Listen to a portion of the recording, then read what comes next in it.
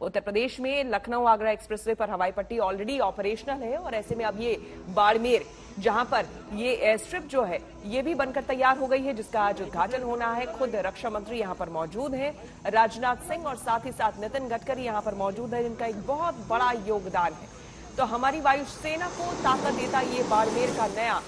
Air strip अपने आप में ये तस्वीरें जो हैं ये ऐतिहासिक है, क्योंकि किसी भी आपात स्थिति में यहां पर कभी भी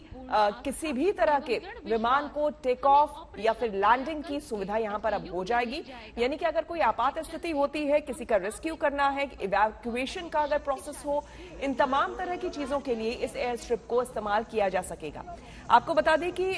भारत से पहले जर्मनी, स्वीडन, दक्षिण कोरिया, ताइवान, फिनलैंड और स्विट्जरलैंड, साथ ही साथ सिंगापुर सहित कई देशों ने अपने राजमार्गों और एक्सप्रेसवे पर विमानों के उतरने और आपात स्थिति में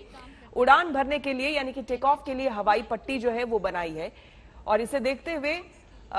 भारत में अब जिस तरह से और जिस तेजी से ये बन रहा है, हम देख रहे हैं हमारे हाईवेज को एयर स्ट्रिप में बना करके उसका इस्तेमाल आपात स्थिति में करने की जो तैयारी चल रही है, अपने आप में वो काबिले तारीफ है। मंजीत हमारे साथ बने हुए हैं लगातार। मंजीत, वाकई कई विदेशों में पहले से ही ये सुविधा है, जिस तरह से मैंने बताया जर्मनी, स्वीडन, दक्षिण कोरिया, इन सब जगहों पर बहुत पहले से ही है। जाहिर सी बात है कि ये एक तैयारी है उस समय की कि अगर कुछ भी ऐसा होता है, अनप्लेजेंट कुछ ऐसा होता है, तो हम पूरी तरह से तैयार हैं।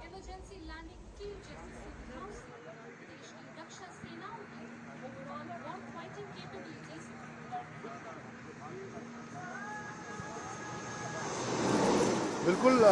वायुसेना हो, सरकार हो, हर मोर्चे पर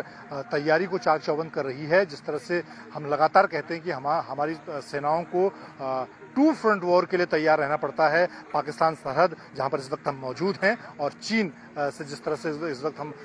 चीन के साथ हमारा लंबा विवाद इस वक्त सरहद पर चल रहा है, तो दोनों सरहद पर जो तैयारियां हैं उसको लेकर नेशनल हाईवे की जो भूमिका है, और जिस तरह से नेशनल हाईवे से भारतमाला प्रोजेक्ट के जरिए पूरे देश को जोड़ने की कवायद चल रही है, उसमें इन नेशनल हाईवे का दोहरा इस्तेमाल हो सके। न सिर्फ सड़क का जो परिवहन है, जो गाड़ियां चलती हैं, ट्रक चलते हैं, उसका वो भी इस्तेमाल हो, और जो सामरिक हमारे एसेट हैं, लड़ाकू विमान हैं, हमारे ट्रांसपोर्ट विमान हैं, वो भी इसका इस्तेमाल करें। इसीलिए इस दोहरे इस्तेमाल के लिए इन नेशनल हाईवे को तैयार किया जा रहा है, और इसी मौके पर इस वक्त यहाँ पर एक बड़ी तैयारी,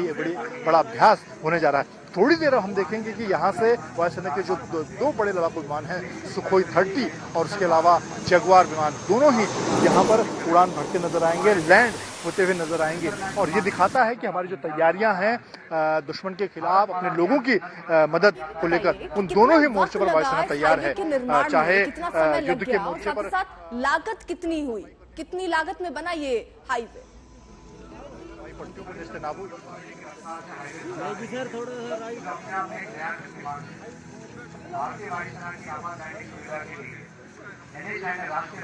देखिए, नेशनल हाईवे जो अथॉरिटी है वो काफी समय से इस पर काम कर रहा है।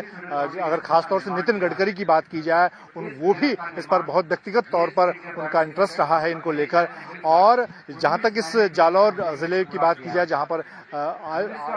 पर आज ये लैंडिंग हो रही है ट्रांसपोर्ट लड़ाकू विमानों की, वो करीब 2 साल के वक्त में, रिकॉर्ड समय में इसको तैयार किया गया है। और यह न सिर्फ यहाँ पर बल्कि पूरे देश में, चाहे आंध्र प्रदेश की बात की जाए, तमिलनाडु की बात की जाए, जम्मू कश्मीर की बात की जाए, ऐसे करीब 12 नेशनल हाईवे पर काम चल रहा है, जो 2024 तक का टारगेट रखा गया है कि वो तैयार हो जाएंगे, जहां पर वायुसेना के न सिर्फ लड़ाकू बल्कि जो ट्रांसपोर्ट बड़े एयरक्राफ्ट हैं वो लैंड कर सकेंगे। इस तरह से नेशनल हाईवे का दोहरा इस्तेमाल हो सकेगा।